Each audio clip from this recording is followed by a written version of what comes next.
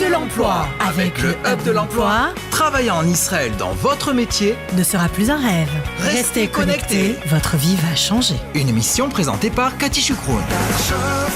Et Réhouven Adam qui est à mes côtés est de retour. Salut Réhouven. Salut Cathy, Ça comment va tu vas? Ça va très bien. Bien. Alors, est-ce que les auditeurs ont laissé des questions sur l'adresse email de la dernière C'est fois? à toi de me le dire. Je crois que oui. Ok. Il y a du travail. Bon, on redonne l'adresse quand même. Si vous souhaitez poser des questions sur le monde du travail, sur les annonces d'emploi, sur tout ce qui vous intéresse concernant un job potentiel, c'est studiocalita18@gmail.com. Donc vous écrivez, on vous répond. En tout cas, on vous répond peut-être même avec une petite émission comme on va faire aujourd'hui. Oui, exactement. Alors, j'ai eu des questions. La première, on va commencer comme ça. Peut-on envoyer son CV pour plusieurs postes dans la même entreprise? C'est Sonia de Natania, Sonia 45 ans de Natania qui nous pose la question. Ok, alors Sonia, est-ce qu'on peut envoyer encore une fois? On peut envoyer le même CV, pour plusieurs postes dans la même entreprise. Ok.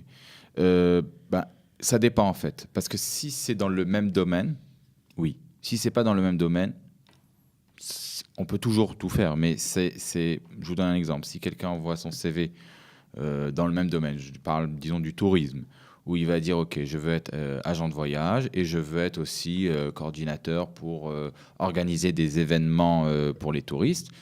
Tant que c'est dans le même domaine, ça va, c'est très bon. Il peut postuler. Okay. Mais si il envoie dans la même société, la même personne, le même CV à des offres de domaines différents, la question qu'ils vont se poser, c'est est-ce que cette personne a décidé qu'est-ce qu'il veut faire dans sa vie?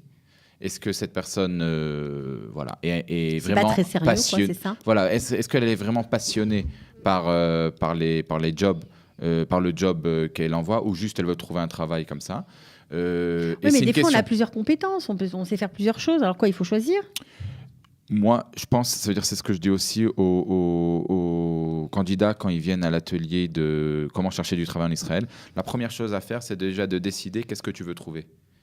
Parce que si on cherche quelque chose, mais on ne sait pas ce qu'on veut trouver, ça sera très difficile, en fait, de trouver cette chose. Il faut d'abord se mettre d'accord avec soi-même. Qu'est-ce que je cherche? Après que j'ai décidé, voilà, je cherche dans tel domaine, tel poste, mi-temps, plein temps, j'ai vraiment tout structuré. Là, je peux chercher et plus facilement trouver. Parfois, on panique, on s'angoisse, on dit on n'a pas de boulot, c'est pas grave, je vais envoyer là, Non, c'est pas un bon système. La panique, ça fait partie. Non, ça fait partie de façon des gens qui cherchent du travail. Il faut savoir que tous les gens qui n'ont pas de travail et qui n'ont pas encore trouvé, je dis pas encore parce que tout le monde à la fin trouve un travail, Bezrat Hashem. La panique, ça fait partie. Mais il faut pas laisser la panique nous gérer et nous faire des bêtises. Voilà, des choses. Alors, on peut envoyer à des sociétés différentes. Ça, oui, d'accord. Si quelqu'un vraiment cherche n'importe quel travail, n'importe quel boulot, le but c'est d'avoir une entrée fixe, ok. Mais ce qu'il faut faire, c'est envoyer son CV à des domaines différents, à plusieurs sociétés. Mais dans la même société, attendez-vous qu'on va vous poser la question, mais alors qu'est-ce que vous n'avez pas décidé, qu'est-ce que vous voulez faire? Vous voulez ça? Vous voulez ça? Ouais, on risque de perdre le job éventuellement qui nous était destiné par cette, on va dire, incohérence au niveau des postes auxquels vous avez postulé au sein de la même entreprise. Alors ça, on a compris. Maintenant, il y a une deuxième question qui nous a été laissée sur l'adresse studiocalita18@gmail.com. Vous pouvez vous aussi, bien sûr, n'hésitez pas à nous écrire, on va vous répondre. Donc là, cette fois-ci, c'est une question concernant encore le CV. Combien de temps après avoir renvoyé le CV reçoit-on une réponse du Hub cette fois? Lorsqu'on envoie les CV au Hub, vous répondez vite, pas vite? Alors, normalement, c'est dans la semaine. D'accord? Après, ça dépend vraiment les périodes. Par exemple, là, il n'y a pas longtemps, on a eu les fêtes de Sukkot. On n'a pas travaillé pendant une semaine et demie. Ouais. Ça veut dire qu'il y a eu des CV qui sont arrivés et on s'en occupe maintenant. En période normale, on va dire. En période normale, ça prend dans la semaine. Normalement, vous avez une réponse dans la semaine. Mais il faut savoir que la réponse que vous avez, ce n'est pas de la société, c'est C'est de vous. C'est de nous. C'est-à-dire que nous, on reçoit les CV, on vous rappelle, d'accord ? Et après qu'on vous a rappelé, on fait un petit entretien Donc, vous d'embauche faites pour voir si c'est une bon. réponse par téléphone. Et Ça veut après, dire c'est pas vraiment une réponse. Ça veut dire c'est prise de contact. on prend contact, on fait un entretien téléphonique, d'accord ? On voit si la personne, oui, répond à tout ce qu'on cette société recherche. Et si c'est le cas, là, on envoie leur CV à la société. Ça prendra après encore quelques jours pour que cette société-là les rappelle. Bon, D'accord ? ça, c'était une question de Sarah, 26 ans, de Jérusalem. Alors maintenant, encore une autre question qui nous vient de Jérusalem. Il s'appelle Cyril, il a 35 ans et il nous écrit « Dans quel domaine y a-t-il le plus de débouchés en Israël ?» C'est une question qui revient souvent. Oui, mais c'est une question bizarre quand même. Bah ouais, mais c'est vrai, elle revient Je vais vous dire souvent. pourquoi. Je vais vous dire pourquoi c'est bizarre. Parce que il a quel âge, Cyril ? Il a 35 ans. Ok. Normalement, c'est des questions que les étudiants, avant de faire leurs études, posent.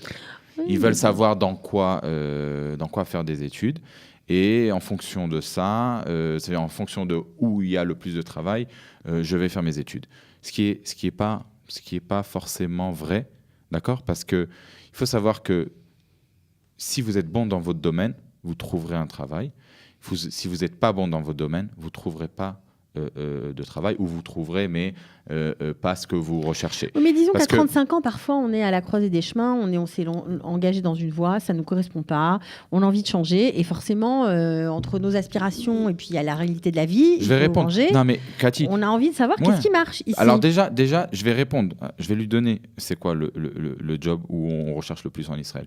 Mais il faut savoir, par exemple, je vous donne un exemple. Quelqu'un qui se dit, OK, aujourd'hui, on a besoin d'ingénieurs. D'accord ?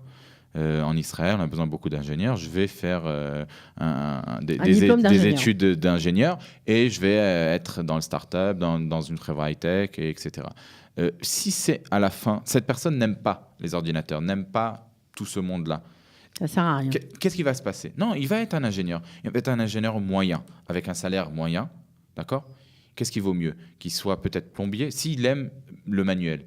D'accord ? Il peut être électricien ou plombier, un très bon électricien. D'accord ? Avec beaucoup de clients. Il gagnera beaucoup plus qu'un ingénieur.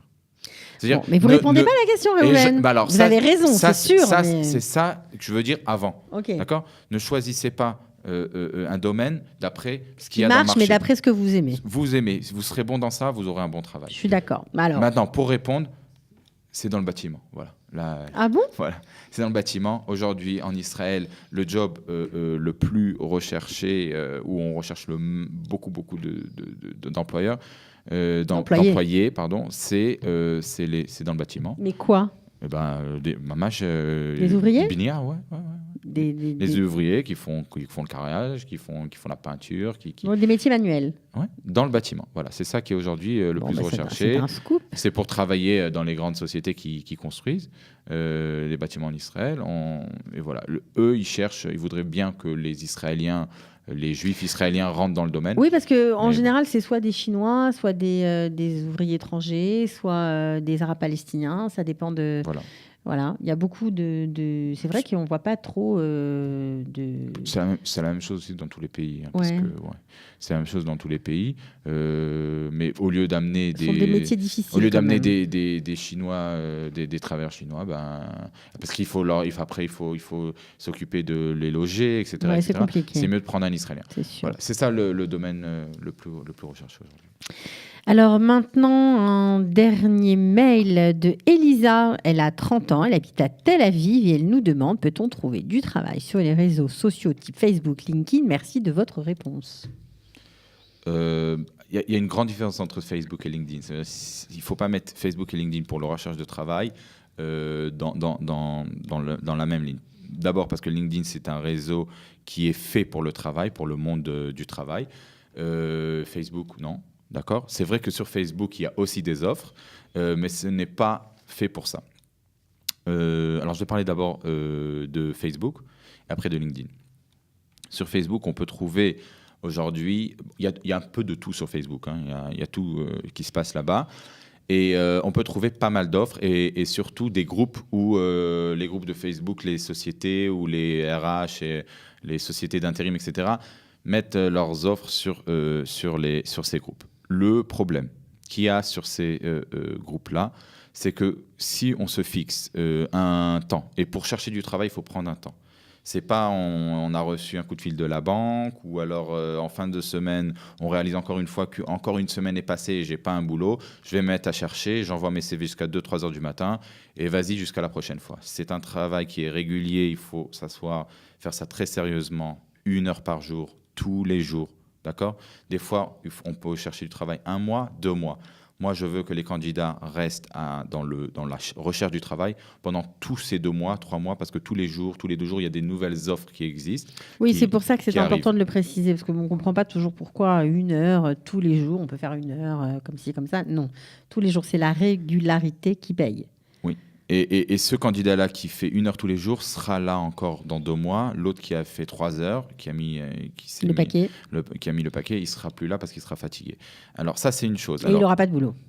Je sais pas. Peut-être qu'il aura, peut-être qu'il aura pas. Mais en gros, dans la recherche, ce qui prouve ça, c'est ça. C'est ce qui amène des résultats, c'est de rechercher tous les jours pendant 1 heure. Alors quand on recherche, on peut trouver sur les réseaux sociaux quand même. Non. Alors quand on recherche, ce qui se passe, c'est qu'on s'est fixé 1 heure. On commence à chercher. Alors, quand c'est dans un moteur de recherche, dans un site, d'accord, de recherche, il est fait pour ça, le site. Et on tag, on cherche, on a exactement ce qu'on veut. D'accord ? Je veux être avocat, secrétaire, n'importe. J'ai une dizaine d'offres d'avocats ou de secrétaires. Ce qui se passe dans les groupes Facebook, je vais rentrer dans un groupe et je vais commencer à passer offre par offre. Bon, il y a beaucoup de temps qui vont passer. Je vais commencer à avoir des offres qui n'ont aucun rapport avec ce que je recherche. Je vais des fois lire ce que les gens ont marqué ou liké. Et d'un coup, je vais recevoir un message d'un ami qui est aussi connecté sur Facebook. Et vas-y que je reste pendant je ne sais pas combien de temps. Donc, déperdition de temps et puis utiliser un outil qui n'est pas du tout fait pour la recherche d'emploi, ce n'est pas forcément une bonne idée. Alors, mais c'est bien. Ce qui est bien de faire sur Facebook, c'est de s'abonner à ces groupes-là. D'accord ?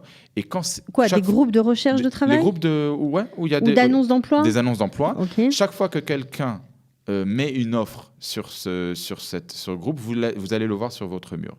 Et là, au moins, quand vous rentrez sur Facebook, vous verrez un petit peu ce qui se passe. Mais mettre tout son temps de recherche sur les groupes Facebook, on perd beaucoup de temps.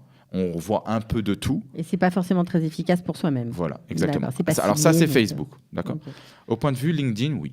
Sur LinkedIn, bien sûr, on peut trouver du travail. Mais ce que les gens pensent, c'est que, OK, sur LinkedIn, je vais aller contacter la RH de telle société, la DRH de tel hôtel, pour essayer pour qu'elle me placer. Voilà, de me placer. Alors, imaginez-vous, si vous êtes RH ou DRH, combien de gens par jour vous contactent en demandant une offre ou demandant on répond pas. On a trop de travail, on n'a pas ça à faire. Non, ils vont pas commencer à répondre à tout ce qu'ils reçoivent, à tous les messages qu'ils reçoivent. Ce qu'on peut faire sur LinkedIn, ça c'est quelque chose qui marche. C'est un conseil précieux de Réhouven Adam. On écoute, nous sommes tout. C'est un conseil qui marche parce que je sais que après les ateliers, il y a des candidats qui reviennent et me disent j'ai contacté, ça marche et tout ça. J'ai été dans un entretien. C'est que essayez de chercher des gens qui travaillent dans le même domaine que vous, qui ont un point commun, peut-être qu'ils sont à l'Echadash, qu'ils ont fait les études dans la même université, etc. Et ce que vous allez faire, bien sûr qu'ils travaillent dans votre domaine. Dans votre domaine, dans une société où vous voulez y arriver. Vous allez le contacter, vous allez lui demander un conseil, des conseils au point de vue professionnel. Les hommes, les humains aiment aider et donner des conseils. C'est quand on demande un conseil à quelqu'un, il veut aider et il veut donner des conseils. Et faites-le. C'est-à-dire demander des conseils, poser des questions sur le job ou sur le monde, par exemple, de la finance, si c'est quelqu'un qui travaille dans une banque, etc. Et à un moment ou à un autre, vous pourrez lui demander, lui dire, est-ce que dans votre société, vous cherchez des profils comme moi? Et ça marche parce que, alors, il y a deux sortes de personnes. Il y a une personne que, de toute façon, automatiquement, quand vous allez parler avec elle de travail, elle va vous demander, alors, où vous travaillez ou qu'est-ce que vous cherchez. Et si vous ne travaillez pas, elle va faire le geste. Et si elle ne le fait pas, faites-le vous. Demandez-lui, est-ce qu'il y a... est-ce que vous pouvez, est-ce que vous pouvez vous renseigner, etc. Exactement. Alors, en général, ça se fait naturellement. Ça se fait naturellement, ça marche. Ce que vous gagnez dans ça, c'est que vous allez dépasser le département RH. D'accord ? Gagner du temps. Gagner du temps. Cette personne va tout de suite donner votre CV à son En responsable. interne. Et le responsable ou va vous convoquer ou va dire à la RH, convoque-le, ça m'intéresse. C'est comme si vous aviez passé une présélection sans la passer, en fait, grâce à la recommandation de quelqu'un en interne, ça marche toujours mieux. Voilà. Et C'est ne génial. croyez pas aussi, il faut savoir que la personne ne veut pas être rémunérée sur ça. Aujourd'hui, le système en Israël de Chaver, mais vi Chaver, ça veut dire que Un ami un ami amène recommande un ami. recommande un ami dans une société. Ça fait 30% des recrutements dans les sociétés israéliennes. Ces gens-là sont rémunérés. Il y a des sociétés qui payent pas mal pour des travailleurs qu'ils amènent leurs amis et qui sont embauchés, bien sûr. Alors, servez-vous de LinkedIn. Donc, allez-y, quoi. Réfléchissez bien comment vous vous servez de LinkedIn. N'allez pas parler au RH, ils n'ont pas que ça à faire. Allez voir avec les gens comment les autres peuvent vous aider. Ça peut marcher. Formidable. Alors, si vous avez envie de nous poser des questions, je répète, studiocalita18@gmail.com, une adresse mail pour y déposer vos questions, pour nous écrire et nous tâcherons d'y répondre. Voilà, c'était le Hub de l'emploi avec les précieux conseils de Reuven Adam.